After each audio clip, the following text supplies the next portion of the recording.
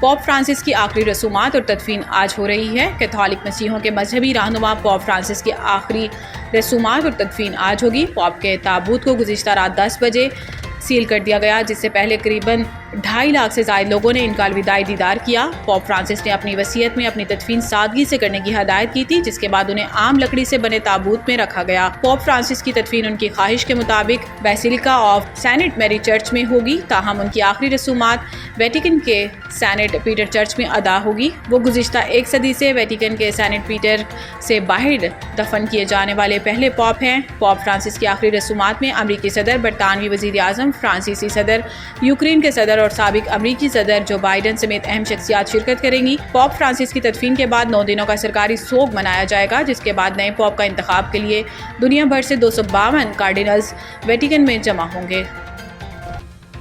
پاکستان نے بھارت کو پہلگام واقعے کی غیر جانبدار تحقیقات میں شامل ہونے کی پیشکش کر دی۔ پاکستان ملٹری اکیڈمی کاکول میں پاسنگ آؤٹ پریڈ کی پروقار تقریب سے خطاب کرتے ہوئے وزیر اعظم شہباز شریف کا کہنا تھا کہ ہماری مسلح افواج تنظیم، اتحاد اور قومی مفاد کی تکمیل اور عزم کو نشان ہے۔ پاکستان کی مسلح افواج اپنی پیشہ ورانہ صلاحیتوں کی وجہ سے ایک نام رکھتی ہے۔ پہلگام کے فالس فلیگ آپریشن اور مسئلہ کشمیر پر گفتگو کرتے ہوئے وزیر اعظم شہباز شریف کا کہنا تھا کہ کشمیر پاکستان کی شہرگ اور عالمی سطح پر تسلیم شدہ متنازع علاقہ ہے۔ کشمیری عوام کو حق کے خود ارادیت دینا ہوگا۔ وزیر اعظم شہباز شریف کا کہنا تھا کہ پاکستان نے ہمیشہ ہر قسم کی دہشت گردی کی مذمت کی ہے۔ دہشت گردی کے خلاف جنگ میں پاکستان نے بھاری جانی و مالی نقصان اٹھایا۔ دہشت گردی کے ناسور کے خاتمے کے لیے پاکستان سے زیادہ کسی کی قربانیاں نہیں ہیں۔ بھارت کی جانب سے آبی جارحیت پر انہوں نے کہا کہ پانی ہماری لائف لائن ہے، اس پر کوئی سمجھوتا نہیں ہو سکتا۔ پاکستان اپنی سلامتی اور خود مختاری کا ہر قیمت پر تحفظ کرے گا۔ کوئی مہم جوئی ہوئی تو فروری 2019 کی طرح منہ توڑ جواب دیں گے۔ پاکستان کا پانی روکنے کی ہر کوشش کا قومی طاقت سے جواب دیں گے۔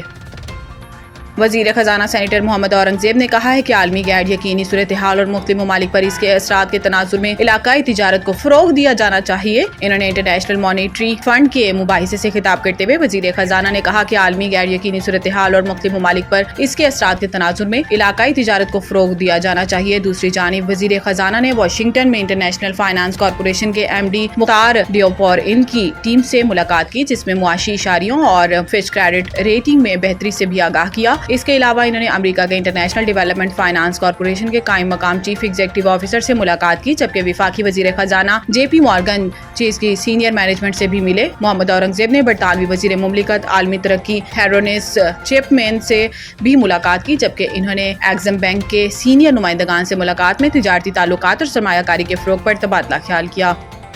رواں مالی سال کے پہلے 9 ماہ میں بجلی کی تقسیم کار کمپنیوں نے 143 ارب روپے کا نقصان کیا۔ پاور ڈویژن کی رپورٹ میں بتایا گیا ہے کہ رواں مالی سال کے 9 ماہ میں بجلی کی تقسیم کار کمپنیوں کے نقصان میں 41 ارب روپے اضافہ ہوا۔ رپورٹ میں بتایا گیا ہے کہ گزشتہ سال 9 ماہ کے دوران بجلی کی تقسیم کار کمپنیوں کے نقصانات 102 ارب روپے تھے۔ جولائی سے مارچ 9 ماہ میں پاکستان کے گردشی قرضے میں 2 ارب روپے اضافہ ہوا اور مارچ 2025 تک گردشی قرض 2396 ارب روپے رہا۔ رپورٹ کے مطابق گزشتہ سال 9 ماہ میں گردشی قرض 484 ارب روپے بڑھا تھا اور مارچ 2024 میں گردشی قرض 2794 ارب روپے تھا۔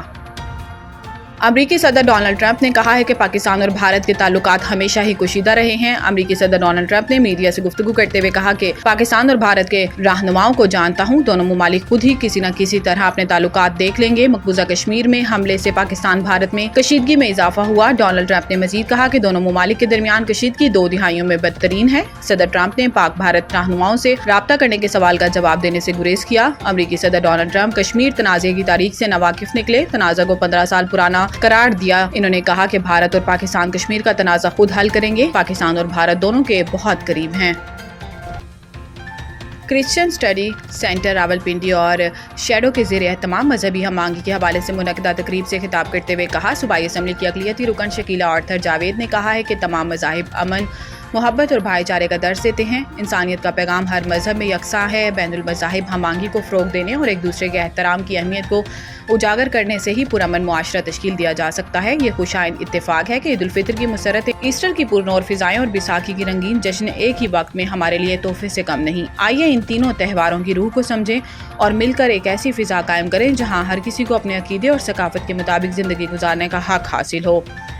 صدر ڈسٹرکٹ بار ایسوسی ایشن سیالکوٹ عرفان اللہ وڑائچ نے کہا کہ اس استحصالی نظام کو خاتمے اور مذہبی ہم آہنگی کے فروغ کے لیے ہم سب کو اپنا اپنا کردار ادا کرنا ہوگا۔ صحافی جاوید گل اور پروجیکٹ آفیسر ندا فیروز نے ابتدائیہ پہ تینوں تہواروں کی اہمیت کو اجاگر کیا۔ اس موقع پر بشپ ندیم غوری، فرانسس سائل، وزیر اعلیٰ پنجاب مائنورٹی ایڈوائزری کونسل کے رکن جسٹن سنگھ اور انیل سہوترا، مسیحی تحریک بیداری کے چیئرمین ڈاکٹر عادل غوری، پاسٹر جاوید سلویسٹر، عبید رحمت اور دیگر نے بھی خطاب کیا۔ کرسچن اسٹڈیز سینٹر راولپنڈی کے senior project officer Basir Nayyar, شیڈو کے رہنما ناصر نیئر اور شیڈو کے صدر عرفان لطیف میر نے اظہار تشکر کرتے ہوئے کہا کہ یہ تقریب اس بات کا ثبوت ہے کہ باہمی احترام، محبت اور رواداری سے ہم ایک پرامن اور ہم آہنگ معاشرہ تشکیل دے سکتے ہیں۔ پاسٹر سنبل شہزاد اور ہمایوں الخودی نے دعا میں رہنمائی کی اور اس موقع پر کیک بھی کاٹا۔